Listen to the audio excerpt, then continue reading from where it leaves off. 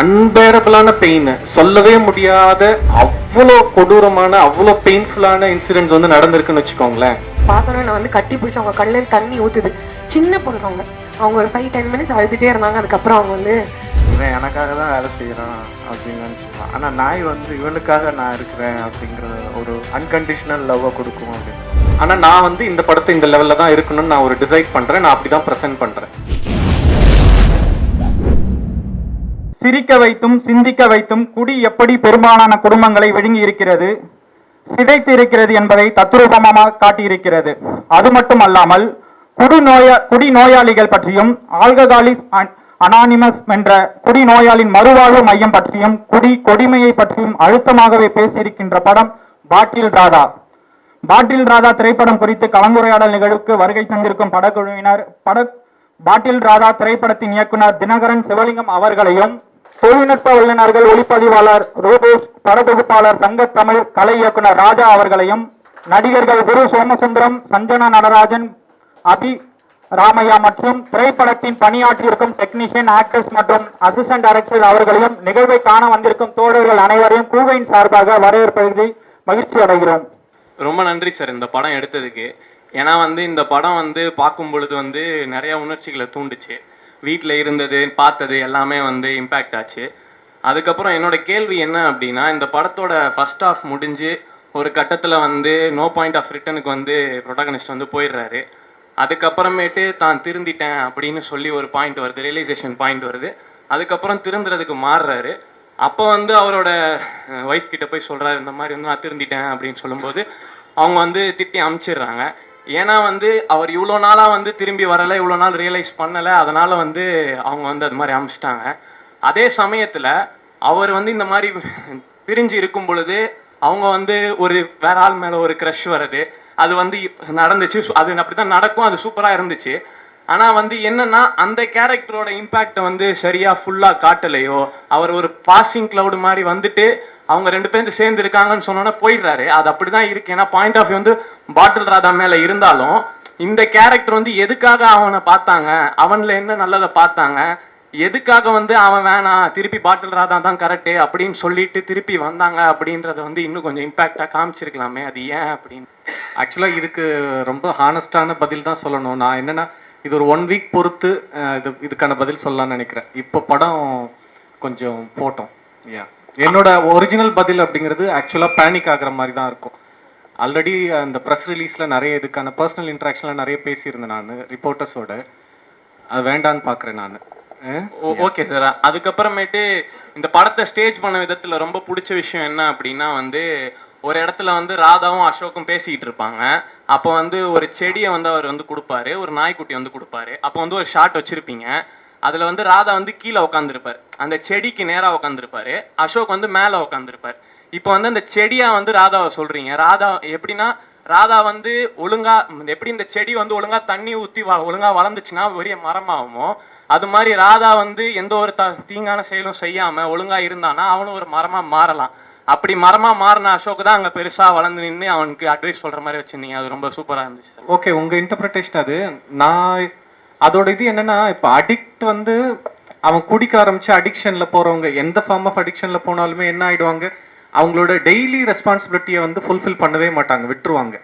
ஒர்க்காக இருக்கட்டும், ஃபேமிலி லைஃபாக இருக்கட்டும், சோஷியல் லைஃபாக இருக்கட்டும், எதையுமே அவங்க இது பண்ண மாட்டாங்க.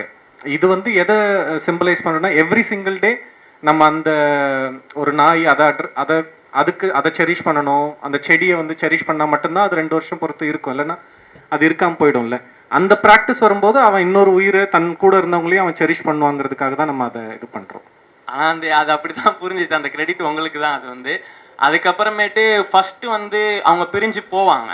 அப்போ வந்து ஃபர்ஸ்ட் அவங்க வேற வீட்டுக்கு போயிடுவாங்க. அந்த இடத்துல வந்து அவங்க இங்கே உட்காந்துருப்பாங்க. நடுவில் ஒரு தூண் இருக்கும், இந்த சைடு இவர் இருப்பார். 2 பேருக்கு நடுவில் ஒரு பிளாக்கேஜ் வந்துருச்சு அப்படின்னு சொல்கிற மாதிரி அங்கே ஸ்டேஜ் பண்ணியிருப்பீங்க. ஆனால் அதே சீனை வந்து இவங்க திருப்பி சேர்ந்ததுக்கப்புறம் அதே வீட்டில் இப்படி தள்ளி உட்காந்துருக்க மாதிரி ஒரு ஷாட் வச்சுருந்தீங்கன்னா இன்னும் கொஞ்சம் சூப்பராக இருந்திருக்கும் சார். அது மட்டும் சொல்லணும்னு. இது நீங்கள் சொன்ன சஜஷன் நல்லா இருக்குது, பட் அந்த டைம் எங்களுக்கு தோணலை இது. Thank you sir. நாய் செடி விஷயம் வந்து ஆஸ் அன் ஆக்டராக எனக்கு ரொம்ப பிடிக்கும். எனக்கு ரொம்ப நாளாக வளர்ப்பு மிருகங்கள் வளர்க்கணும்னு ஆசை. ஆனால் எனக்கு அதுக்கு பொறுமை கிடையாது. ஏன்னா அதுக்கு ரொம்ப பொறுமையும் பேஷன்ஸும் வேணும். சில சமயம் என் ஃப்ரெண்ட்ஸை கூப்பிடுவேன். ஏதாவது ஃபங்க்ஷனுக்குன்னா ஒரு ஃப்ரெண்டு வரமாட்டான், மெல்லுன்னு. நான் அவனை கூப்பிட்டு, என்ன வரமாட்டேங்க, பசங்களை பார்த்துக்க ஆள் இல்லைடா, யாராவது வந்தால் தானே. எனக்கு ஒவ்வொரு தடவையும் சொல்லிட்டு இருந்தான், பசங்களை பார்த்துக்க ஆள் இல்லை, பசங்களை பார்த்துக்க ஆள் இல்லைன்னு. ஒரு நாள் அவங்க வீட்டுக்கு போனால் ஒரு 4-5 நாய் இருக்குது. இதுதான் உங்கள் பசங்களா? ஸோ அப்போ வந்து பூனைக்கும் நாய்க்கும் வளர்ப்பு மிருகங்களில் ரொம்ப பெரிய விஷயம் என்னென்னா, பூனை வந்து அது மனசில் நினச்சிக்குமா, இவன் எனக்காக தான் வேலை செய்கிறான் அப்படின்னு நினச்சிக்குமா. ஆனால் நாய் வந்து இவனுக்காக நான் இருக்கிறேன் அப்படிங்கிறத ஒரு அன்கண்டிஷ்னல் லவ்வை கொடுக்கும் அப்படின்னு சொல்லுவோம். ஸோ அப்போ வந்து நீங்கள் வெளியே எங்கேயும் போக முடியாது. ஈவன் அவன் பாட்டில் ராதா தண்ணி அடிக்கலான்னு போனால் கூட ஐயோ நாய் சாப்பிட்ருக்குமா என்னன்னு தெரியலன்னு ஓடி வர்றதுக்கு வாய்ப்பு இருக்குது. ஸோ அது ரொம்ப மீனிங்ஃபுல்லாக இருந்துச்சு எனக்கு நடிக்கும் போதும். சார் ஃபஸ்ட்டு வந்து உங்ககிட்ட இருந்து ஆரம்பிக்கலாம்னு நினைக்கிறேன். இந்த கதை வந்து ரொம்ப எழுத்தாக ரொம்ப ரொம்ப அழகாக இருந்தது. இதில் எழுத்தில் எனக்கு ரொம்ப பிடிச்ச விஷயம்னு பார்த்தீங்கன்னா, எனக்கு ஒரு உங்களோட இன்ஸ்பயர் எங்கேருந்து வந்ததுன்னு தெரிஞ்சுக்கணும்னு ஆசை எனக்கு. பாட்டில் ராதா கேரக்டர் வந்து அந்த ஹோம்லேருந்து தப்பிச்சு வெளில வந்துடும். வரும்பொழுது அதுக்கு முந்தின ஐடியா என்னவாக இருக்கும்னு பார்த்தீங்கன்னா, ஷாஷாங்க் ரெடெம்ப்ஷன் பார்த்துட்டு இன்ஸ்பயர் ஆகிருக்கும். வெளியே வந்து இறங்கினோடனே அது பார்த்துட்டு இறங்கினோடனே ஒரு சந்தோஷம் எப்படி இருக்கும்னா, அது ஒரு போலியான சந்தோஷமாக இருக்கும். அந்த முகாமை விட்டு வெளில வந்த உடனே அதே மாதிரி ஒரு இன்டர்கட் மாண்டேஜில் நீங்கள் பண்ணியிருப்பீங்க. அது யோசிச்சு பார்க்கும், அந்த ஹீரோவுடைய அந்த விடுதலை நமக்கும் கிடச்சிருச்சு அப்படின்னு சொல்லி யோசிச்சு பார்க்கும். அது வந்து ஒரு போலியான விடுதலையாக கதையில் ரொம்ப எனக்கு கனெக்ட் ஆச்சு. ஆனால் ஒரிஜினலான ஒரு விடுதலை எங்கே அந்த பாட்டில் ராதா கிடச்சிது அப்படின்னா, செகண்ட் ஹாஃபில் திருந்தி மனைவியை பார்க்கும் பொழுது ஒரு மழை பெய்யும் பொழுது அந்த மழையை வந்து அவர் ரசித்து அவர் மேல் பாக்கெட்டில் வந்து ஃபோன் இருக்கும். ஃபோனை கூட அவர் பொருட்படுத்த மாட்டாமல் அப்போ என்ன பண்ணுவார், அந்த மழையை வந்து ரசிக்கிற அந்த எண்ணம் வந்து இப்போ தான் உண்மையான ஒரு விடுதலை நான் அடைஞ்சிட்டேன் அப்படின்னு சொல்கிற மாதிரி அந்த எழுத்து வந்து அந்த உண்மையான அந்த கொலை செய்யாத குற்றத்திற்காக உள்ளே போயிட்டு வெளியே வந்த அந்த ஷாஷாங்க் ரெடெம்ப்ஷனோட கதாபாத்திரத்தோட உண்மையான விடுதலையை இந்த கதாபாத்திரம் அடையும் பொழுது எழுத்தாவே ரொம்ப அழகாக இருந்தது சார். ஸோ அதுக்காக ரொம்ப ரொம்ப பெரிய பாராட்டுகள் சார், உங்களுக்கு ரொம்ப நல்லா இருந்தது அது. ஸோ அதை எப்படி சார் இப்படி மைண்ட் பண்ணி தான் நீங்கள் எழுதுனீங்களா? எப்படி அந்த கேரக்டரை வந்து இப்படி ஒரு ஃப்ரீடம் கொடுக்கலாம் அப்படின்னு நீங்கள் மெட்டஃபராக யோசிச்சிங்களா?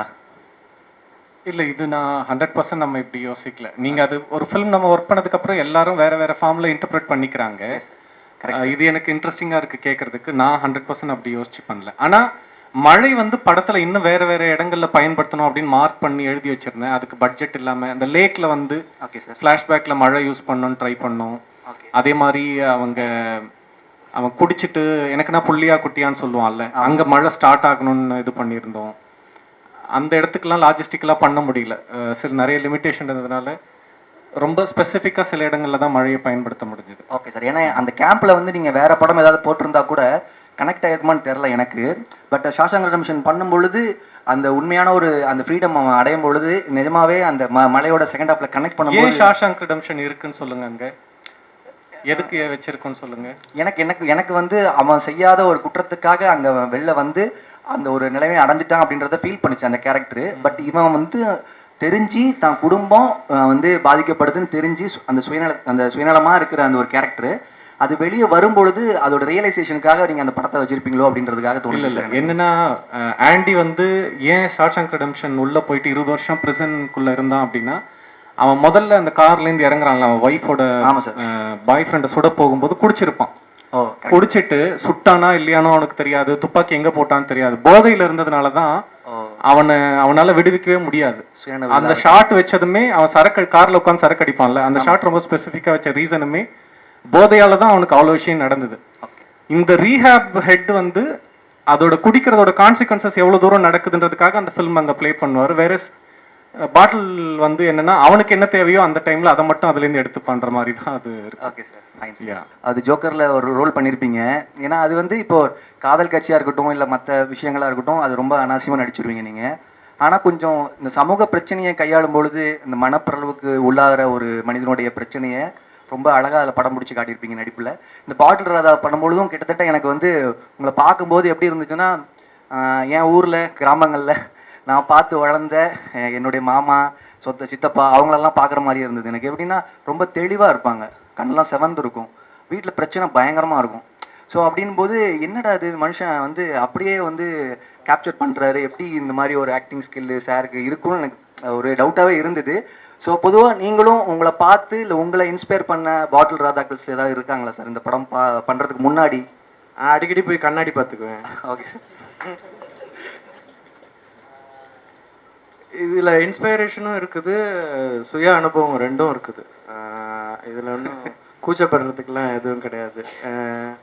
ஏன்னா அது ஒரு சோஷியல் ட்ரிங்க்குங்கிற பேரில் வந்து நம்மளை ஆக்கிரமிச்சுக்கிறது அப்படிங்கிறத வந்து நான் சோஷியல் ட்ரிங்காக குடிக்கும்போது அனுபவிக்கலை, அதுக்கப்புறம் அனுபவிச்சேன் நான். ஸோ அது ரெண்டாவது ஆக்டிங் வைஸ் வந்து நான் கொஞ்சம் அப்படியே ஹெல்ப்பிங் எல்லாம் நான் எப்படி எடுத்துக்கிறேங்கிறது இருக்குது. ஏன்னா ஒரு ஆக்டருக்கு வந்து ஷார்ட்டுக்கு ரெடி ஆகணும், வேகத்துக்கு அந்த ப்ரொடக்ஷனுடைய வேகம், லைட்டிங்கு, இதெல்லாம் நிறைய ஆஸ்பெக்ட் வந்து டிஸ்டர்பன்ஸ் இருக்கும், டைம் லிமிட்ஸ் பண்ணும். சில சமயம் கேமராமேன் டயர்டாக இருப்புறாரு, டைம் போயிடும், கால் ஷீட் முடியும், அடுத்த கால் ஷீட் கேட்பாங்க, இந்த மாதிரிலாம் நிறைய இருக்கும். ஸோ அப்போ வந்து ஒரு ஆக்டர் வந்து அடுத்த சப்போர்ட்ஸை எப்படி யூஸ் பண்ணுறது அப்படின்னு ஒன்று இருக்குது ஆக்டிங்கில். Especially makeup, costume, dialogues, director என்ன சொல்கிறாரு, கோ ஆக்டர் ஏதாவது என்ன பண்ண போகிறாங்க, எப்படி இருக்கிறாங்க, பக்கத்தில் இருக்கிற ஆப்ஜெக்ட்ஸு அதாவது ப்ராப்பர்ட்டிஸ் எல்லாம் அது ஏதாவது பண்ண முடியுமா, ஸோ இந்த மாதிரியே இருக்கும். ஸோ இந்த படம் பண்ணும்போது நான் அந்த மாதிரி நிறையா ஹெல்ப் எடுத்துக்கிட்டேன். எஸ்பெஷலி தினகரன் என்ன எதிர்பார்க்குறாரு, ஒரு டைரக்டர் வந்து அவருடைய மனசில் என்ன ஓடிட்டுருக்குது அப்படிங்கிறத யோசிக்கிறது. ப்ளஸ்ஸு மேக்கப் சப்போர்ட்டு, ஏன்னா அந்த கண்ணு செவந்திருக்கிறது ஒரு டெக்னிக் தான், அதுக்குன்னு ஒரு பொருள் இருக்குது, அது தூக்கி கண்ணில் போட்டோன்னா செவந்துடும், அது கண்ணு உறுத்தவும் செய்யாது. ஸோ அந்த மாதிரி ஒரு இதை யூஸ் பண்ணி அதில் எமோஷன்ஸ் மாஸ்க் யூஸ் பண்ணுறது, ஃபேஸில் மாஸ்க் மேலே எமோஷன்ஸை தெளிக்கிறது according to the script, narration, அப்புறம் ஸ்டோரி டெல்லிங்கு, கேரக்டரு, எங்கே இருக்கிறோம், எப்படி இருக்கிறோம், இதெல்லாம் சேர்ந்து ஒரு ப்ரொஃபஷ்னலாக தான் அதை ஒர்க்காக தான் பண்ணேன். இதுக்கு மேலே எனக்கு இன்னும் ஒரு பெரிய இது என்னென்னா அக்கறை இருந்துச்சு. அக்கறைன்னா நானும் கொஞ்சம் தப்பிச்சு வந்துட்டேன், நிறைய பேர் தப்பிக்காமல் இருக்கிறாங்க, நிறைய பேர் உள்ளே போய் பார்ப்போமே எப்படி தான் இருக்கும்னு அப்படின்னு நினைக்கிறவங்களும் இருக்கிறாங்க. ஸோ இவங்களுக்கெல்லாம் ஒரு முற்றுப்புள்ளி வைக்கணும், இதெல்லாம் வந்து டேஞ்சர், விளையாடக்கூடாது. ஏன்னா அதுலேருந்து வெளியே வந்தவங்களோட பேசும்போது அவங்க சொல்கிற 2 வார்த்தைகள் ரொம்ப தாக்கமாக இருந்தது. ஒன்று வந்து மிகப்பெரிய மன உறுதி இருக்கணும், அப்போ தான் நீங்கள் இதுலேருந்து வெளியே வர முடியும். அதுக்கு மேலே இறைவனுடைய அருள் இருக்கணும், அவருடைய பார்வை அவங்களுக்கு உங்களை காப்பாற்றணும்னு அவர் முடிவு பண்ணணும். அந்த அளவுக்கு போகிறாங்க. ஏன்னா கடைசியில் தானே நம்ம சொல்லுவோம் எனக்கு என்னால் எதுவும் முடியல, கடவுள் தான் காப்பாற்றணும் அப்படிங்கிற அந்த இடத்துக்குள்ளே போகிற அளவுக்கு ஆல்கஹால் இழுத்துட்டு போகுது. ஸோ அதை அவங்க அவ்வளோ தாக்கமாக சொல்லும்போது எனக்கு இந்த ரோல் பண்ணும்போது கூடுதலான அக்கறை இருந்துச்சு. ஸோ அதுதான் பாட்டில் ராதா நல்லா வர்றதுக்கான காரணம். இப்போது சார் சொன்னார் அவருடைய எக்ஸ்பீரியன்ஸை வந்து நடிக்கும்பொழுது இங்கெல்லாம் நான் கேதர் பண்ணிக்கிட்டேன் அப்படின்லாம் சொன்னார். பொதுவாக இந்த ஆண் கதாபாத்திரங்கள் வந்து பண்ணும்பொழுது நிறைய ஹோம்ஒர்க்ஸ் பண்ண நிறைய கேரக்டர்ஸ்லாம் இன்ஸ்பயர் ஆகிருப்பாங்க, அவங்க லைஃப்பில் பார்த்து வளர்ந்தவங்கலாம் இன்ஸ்பயர் ஆகிருப்பாங்க. பட் இந்த அஞ்சலம்ன்ற கேரக்டர் வந்து உங்கள் ஏஜுக்கு மீறின ஒரு கேரக்டர். ஆக்சுவலாக நீங்கள் ரொம்ப வெயிட்டேஜான கேரக்டர் படத்தில் 2 குழந்தைக்கு அம்மான்றது. நீங்கள் இந்த கேரக்டர் சார் சொன்ன உடனே ஓகே நல்லா இருக்குது இந்த கேரக்டரு, பட் எங்கேருந்து யாரை பார்த்து நான் இன்ஸ்பயர் ஆகிக்கிறோம் இந்த கேரக்டரை, எனக்கு இந்த மாதிரி ஆட்களை பார்த்த அனுபவம் பெருசாக எங்கேருந்து எனக்கு வரணும் அப்படின்னு நீங்கள் நினச்சி எப்படி உங்களை நீங்கள் ரெடி பண்ணிக்கிட்டீங்க அஞ்சலமா? சார் இந்த கதை சொல்லும் போதோ இல்லாட்டி இந்த கேரக்டர் பற்றி எக்ஸ்பிளைன் பண்ணும்போதோ எனக்கு ரொம்ப வித்தியாசமான ஒரு கேரக்டர், நான் வளர்ந்ததுக்கு சம்மந்தமே இல்லாத ஒரு கேரக்டராக ஃபீல் ஆகலை. பிகாஸ் சாருக்கு எப்படி சில பேர் கூட இருக்கிறவங்கள பார்த்து சில பேர் வந்து தவறி இருப்பாங்க நம்ம வாழ்க்கையில், நம்ம ரொம்ப பக்கத்து வீட்லேயோ எதிர் வீட்லேயோ அப்படி நம்ம நிறைய பேர் பார்த்துருப்போம். லைக் ஜென்ரலாக இந்த படம் பார்த்ததுக்கு அப்புறமே நான் தியேட்டரில் போய் சந்தித்த ஆட்களே வந்து பல பேர் ரொம்ப சின்ன சின்ன பசங்கள்லாம் வந்து கூட, நான் சத்தியமில் நேற்று படம் பார்த்துட்டு இருந்தேன், படம் முடிச்சுட்டு நான் கீழே இறங்கி வரும்போது ஒரு பொண்ணு, சின்ன பொண்ணு, அவங்க வந்து என்னை கூப்பிட்டு அக்கா அக்கான்னு கூப்பிட்டாங்க. சரி என்ன கூப்பிட்றாங்களா யாரை கூப்பிட்றாங்க திரும்பி பார்த்தேன், அவங்க என்னை பார்த்தோன்னே நான் வந்து கட்டி பிடிச்சி அவங்க கண்ணிலேருந்து தண்ணி ஊற்றுது. சின்ன பொண்ணு, அவங்களுக்கு ஒரு 20 மேபி 17 18 அந்த மாதிரி தான் இருக்கும்.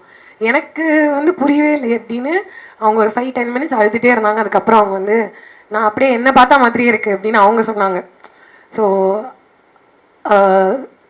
நான் என்ன எடுத்துக்கிட்டேன்னா அவங்க சொன்னதுலேருந்து கல்யாணம் ஆகி அவங்களுக்கு வந்து ஒரு புருஷன் இருந்து அவர் வந்து ஆல்கஹாலிக்காக இருந்து அவங்க பார்த்து அப்படி ஃபீல் பண்ணல.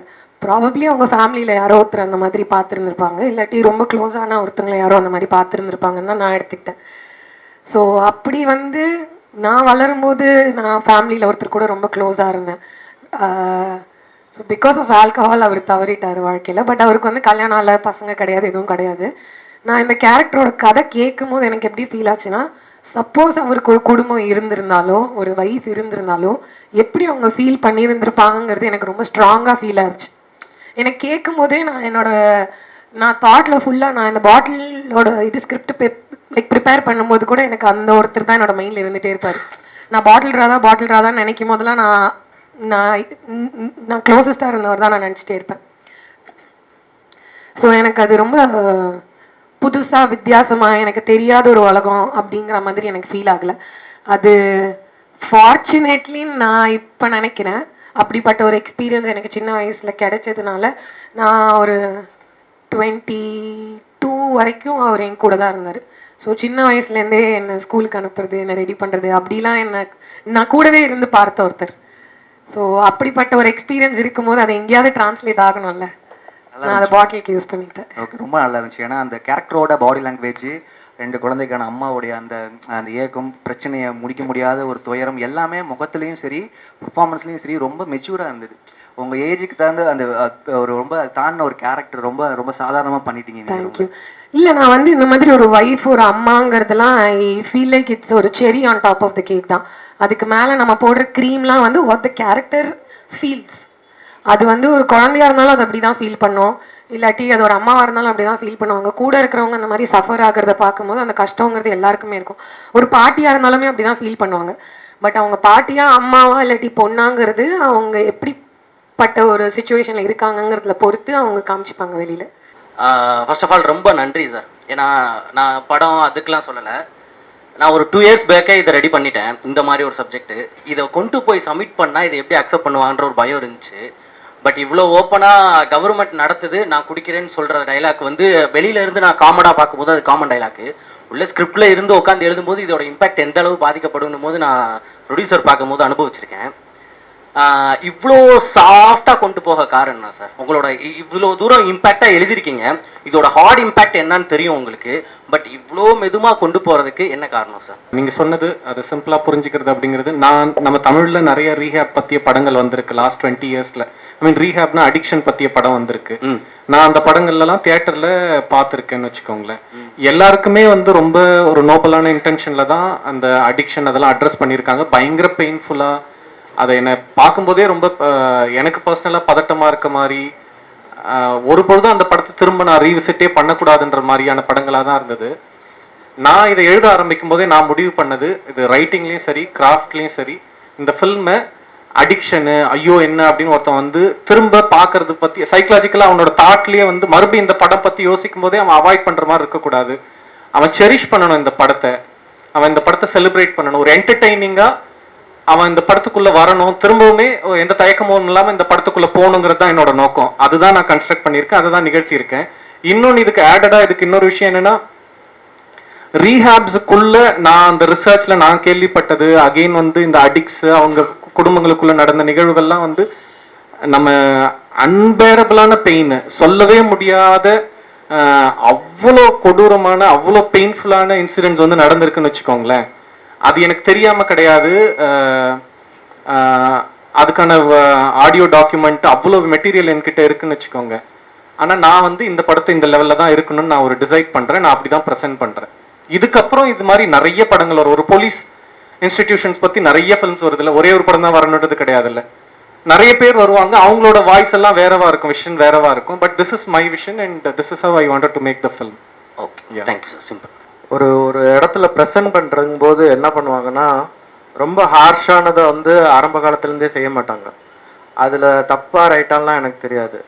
ஏன்னா இது சினிமா ஒரு சேஞ்ச் உண்டு பண்ணக்கூடிய ஒரு மீடியா, ஒரு கதை சொல்கிற ஒரு களம். செல்லுலாய்டில் சொல்கிறோம், ஆக்டர்ஸ் யூஸ் பண்ணுறோம், கலர்ஸ் யூஸ் பண்ணுறோம். ஸோ இது ரொம்ப ஹார்ஷாக சொல்லிட்டா எனக்கு தெரிஞ்சு அது ஒரு வழிமுறை இல்லை. அதாவது ஸ்கூலுக்கு லேட்டாக வரவனை பிடிச்சி டமால்னு அடிச்சுக்கா வருவியான்னா இன்னும் லேட்டாக தான் வருவான். ஸோ அந்த மாதிரி ஆயிரும். ஏன்னா இதில் ஹார்ஷாக சொல்ல வேண்டிய ஸ்டோரி டெல்லிங்கே வர்றவங்களை ஆடியன்ஸை ஒரு குழந்தைங்கள தான் கன்சிடர் பண்ணணும். ஒரு ஸ்டோரி டெல்லர் நான் ஆஸ் ஏ ஸ்டோரி டெல்லர் தியேட்டரில் ட்ரைனிங் இருக்கும். ஒரு குழந்தைங்களெல்லாம் அவங்களுக்கு புரியாது, நம்ம விலைக்கு தான் சொல்லணும், சில விஷயங்களை காட்சிப்படுத்தும் போது புரியும் அப்படிங்கிற ஒரு மனநிலையில தான் நான் பார்க்குறேன். கதை சொல்லலை. ஸோ அப்போ அப்படி தான் எடுக்க வேண்டியிருக்கும். அதுக்குள்ளே உங்களால் எவ்வளோ தூரம் ஹார்ட்னஸ் கொடுக்க முடியும். முன்னாடிலாம் வெட்டுற சீன் இருந்துச்சுன்னா ஓங்குவாங்க, யாராவது ஒருத்தர் அம்மா ஐயோ அப்படின்னு மூடிக்குவாங்க. ஸோ அவ்வளோதான். அதாவது தேர்ட் பாயிண்ட் ஆஃப் வியூவில் வந்து அதனுடைய வீச்சை காமிக்கிறது, ஒருத்தர் அடிக்கிறத பார்த்துட்டு கஷ்டப்படுறத காமிக்கிறது ஒரு விதம், அடியே காமிக்கிறது ஒரு விதம் இருக்குது. ஸோ இப்போ எது வந்து உங்களுடைய எம்பத்தியோட கனெக்ட் பண்ணும் அப்படின்னா சாஃப்ட் தான் உங்களுடைய எம்பத்தியோட, அது என்னுடைய எம்பத்தியோட கனெக்ட் பண்ணிக்கும். ஹார்டாக சொல்லிட்டா நான் உடனே எனக்கு கேட்டுக்குள்ளே போட்டுருவேன், நான் உள்ளே விட மாட்டேன் எந்த கதையினுடைய முக்கிய பங்குகளை. கதை சொல்லல் வந்து அந்த மாதிரி இருந்தால் நல்லா இருக்கும்னு என்னுடைய கருத்து. அது தேங்க்யூ. உங்களோட அந்த ரீஹாபிட்டபிள் சென்டரோட வேல்யூ கம்மியான அந்த இடத்துல உட்காந்து ட்ரிங்கர்ஸாக பேசும்போது அவங்களோட பேச்சு ட்ரிங்கர்ஸுக்கு பாசிட்டிவாக பேசும்போது கிளாப்ஸ் பயங்கரமாக வருது. அதோட மெசேஜபிளை நீங்கள் சாஃப்டாக கொண்டு போயிட்டே இருக்கும்போது உங்களுக்கு கிளாப்ஸு, நான் கிளாப்ஸ்க்காக மென்ஷன் பண்ணல, அவங்க எப்படி அதை எடுத்துக்கிறாங்கன்னு தெரியல. பட் இது என்டர்டைன்மெண்ட்டாகவே நீங்கள் இப்போ சொன்னீங்கல்ல, நான் இதை தான் டச் பண்ணுறேன்னு சொல்லி என்டர்டைன்மெண்ட்டாகவே போயிட்டு இருந்தா இதோட இம்பாக்ட் எப்போ தான் சார் வருன்ற மாதிரி இருக்கு சார். ஏன்னா இது அவ்வளோ ஈஸியாக சார் சொன்ன மாதிரி அவ்வளோ ஈஸியாக கிராஸ் பண்ணிட்டு மற்ற படம் மாதிரி போக முடியாது. ஃபர்ஸ்ட் ஆஃப் ஆல் அவ்வளோ ஈஸியாக நம்ம கிராஸ் பண்ணல. எடுத்த உடனே ஃபர்ஸ்ட் ஹாஃப்லேயே அவ்வளோ பெயின்ஃபுல்லாக இன்னும் டீப்பாக டிப்ரெஸ்டாலாம் கொண்டுட்டு போனால் யாருமே படம் பார்க்க மாட்டாங்க. என்னோட இன்டென்ஷன் அப்படிங்கிறது ஃபர்ஸ்ட் அண்ட் ஃபார்மோஸ்ட் எந்த டாபிக் எடுத்தாலும் என்டர்டைனிங்காக எங்கேஜிங்காக ப்ரெசென்ட் பண்ணுறது தான் ஃபர்ஸ்ட் அண்ட் ஃபார்மோஸ்ட் என்னோட பர்சனல் சாய்ஸ். அதுக்கப்புறம் தான் மற்ற எல்லாமே. நான் அதுக்கு என்னோட பெஸ்ட் வந்து ட்ரை பண்ணியிருக்கேன்.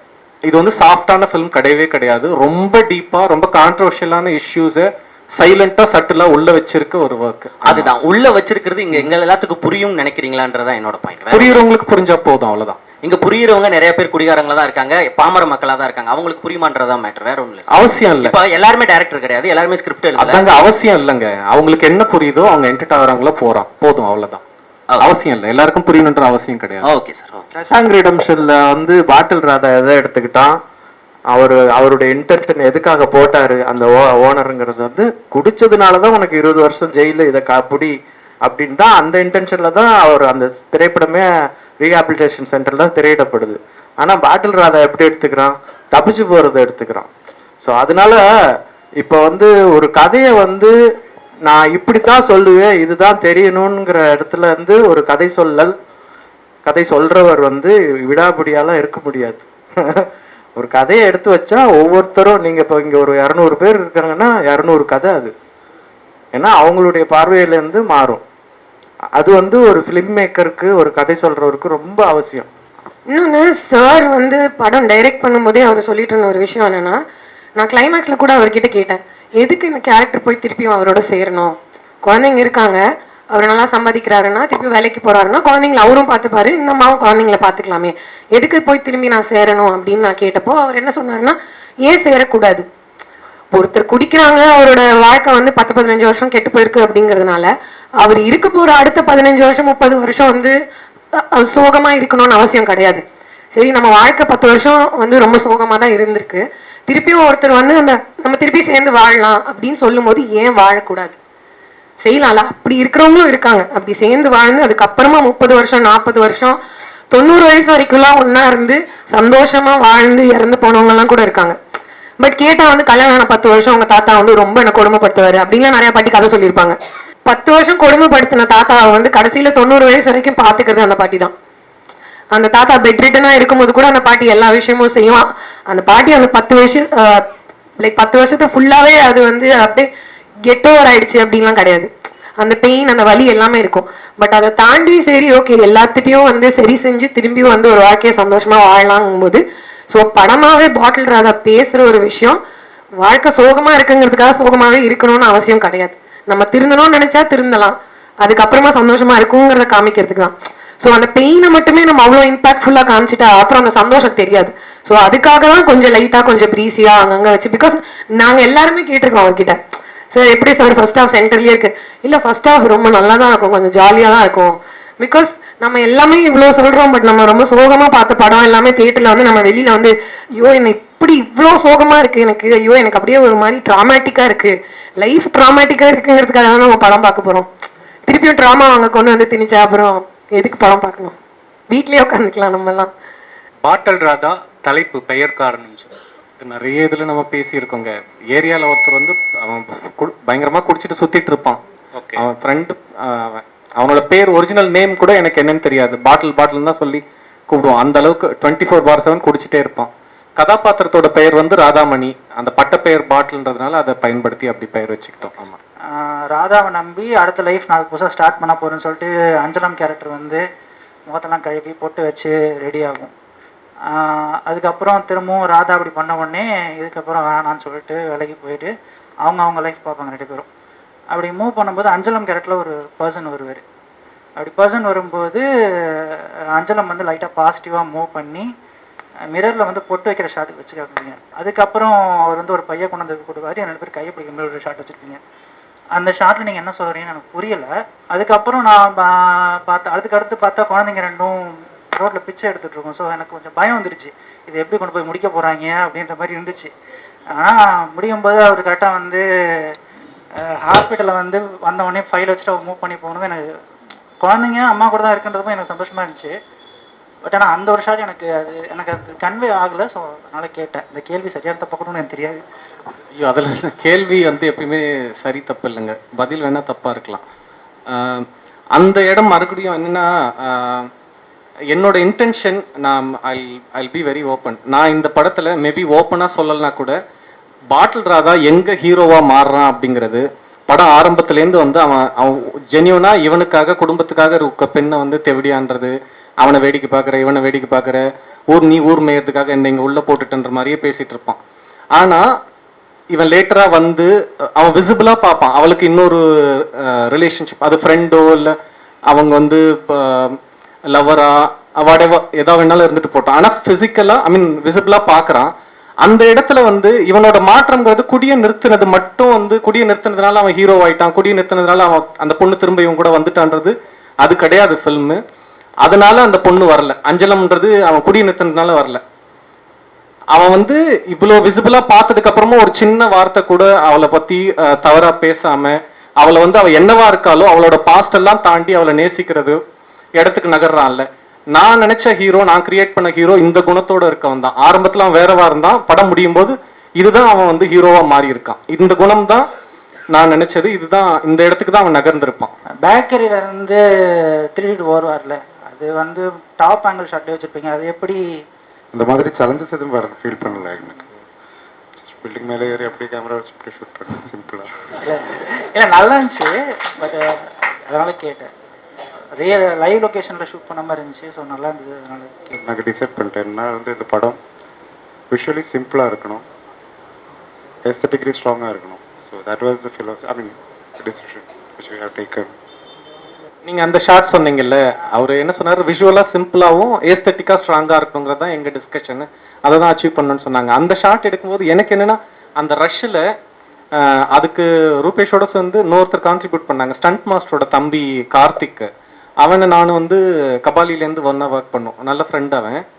நான் அந்த இடம் வந்து மேலே போயிட்டு டைம் வேஸ்ட் ஆகுது, கார்த்திக் கீழே வச்சு எடுத்துலாண்டா அப்படின்ற மாதிரி சொல்லும்போது, இல்லை மச்சி அப்படி வேணாம், அப்புறம் படம் பார்க்கும்போது அது நம்ம மிஸ் பண்ணிட்டோமே தோணுண்டா நீ அப்படின்னு சொல்லிட்டு அவன் பர்மிஷன் வாங்கி மேலே போய் வெயிட் பண்ணி அந்த வைட்ஸ் எல்லாம் அவன் மெனக்கெட்டு அதை இந்த இடத்துலேருந்து நம்ம கவர் பண்ணலாம் அப்படின்னு சொன்னான். நம்ம போகிற ஃபீல்டில் நிறைய காலையில் ஆரம்பித்து எக்ஸாஸ்ட் ஆகிட்டு சில நேரம் விட்டுருவோன்னு தோணும். சில நேரம் இந்த மாதிரி நம்ம ஃப்ரெண்ட்ஸுங்க வந்து இன்னொரு எட்ஜ் புஷ் பண்ணுறாங்கல்ல, அவங்களுக்கு அந்த ஸ்பேஸ் கொடுக்கும்போது இப்போ நீங்கள் அதை நோட் பண்ணுறதுன்றது 100% அது கார்த்தியோட இதுதான். நான் வந்து அங்கே கால் எடுத்திருந்தேன்னா நான் இங்கே எங்கேயா சைடில் வச்சு எடுத்துகிட்டு இருப்பேன். அவன் அங்கே போகிறதுன்றது அவனோட இதுதான். இல்லை அது எனக்கு ஏன் ரொம்ப பிடிச்சிருந்துச்சுன்னா, வழக்கமாக வந்து ஓடும்போது இல்லை ஃப்ரண்ட் ஃபாலோ வைப்பாங்க, பேக் ஃபாலோ வைப்பாங்க, இல்லை ரிக்கை கட்டிட்டு ஓடி வைப்பாங்க. நானுமே அப்படிதான் யோசிச்சேன். அதை வந்து பிரேக் பண்ணது மாடி மேலே நின்று ஒருத்தர் பார்க்கும்போது அந்த பெர்ஸ்பெக்டிவ்ல பார்க்கும்போது, இல்லைனா ட்ரோன் வைப்பாங்க. பட் ஆனால் ஒரு ஹியூமன் பெர்ஸ்பெக்டிவ்ல அது ரொம்ப இருந்துச்சு, ரொம்ப நல்லா இருந்தது. அப்புறம் வந்து சொன்ன மாதிரி சென்டர், அப்புறம் வீடு, அப்புறம் ஒயின் ஷாப், ஆர்ட் ஒர்க் ரொம்ப பிடிச்சிருந்துச்சு எனக்கு. நான் அதுதான் சொல்ல வந்தேன். ப்ரொடக்ஷன் டிசைனர் இருக்காங்க, சினிமோட்டோகிராஃபர், எடிட்டர் இருக்காங்க. படம் ஓவரால் அவங்கள பத்தி இன்னும் நிறைய அந்த கிராஃப்டை பத்தி பேசினா வந்து அடுத்தடுத்து ஆஸ்பைரிங் ஃபில்ம் மேக்கர்ஸ்க்கும் டெக்னீஷியன்ஸ்க்கும் யூஸ்ஃபுல்லாக இருக்கும். நானும் ஆஸ்பைரிங் ஃபிலிம் மேக்கர் ஆகலான்னு இருக்கிறேன். நான் வந்து என்கிட்ட வந்து ஆர்ட் டைரக்டர் ராஜாக்கிட்ட நிறைய கொஸ்டின்ஸ் இருக்குது. நான் நினச்சிட்டு இருந்தேன் இதெல்லாம் நிஜமான லொக்கேஷன்னு, எதுவுமே பண்ணல, அங்கே போய் உட்கார வச்சுட்டாங்க போல இருக்கு அப்படின்னு நினச்சிட்டு இருந்தேன். ரொம்ப ரொம்ப நல்லா இருந்துச்சு. ரொம்ப ஸ்பீடியாக ஒர்க் பண்ணீங்க விஷயங்களை.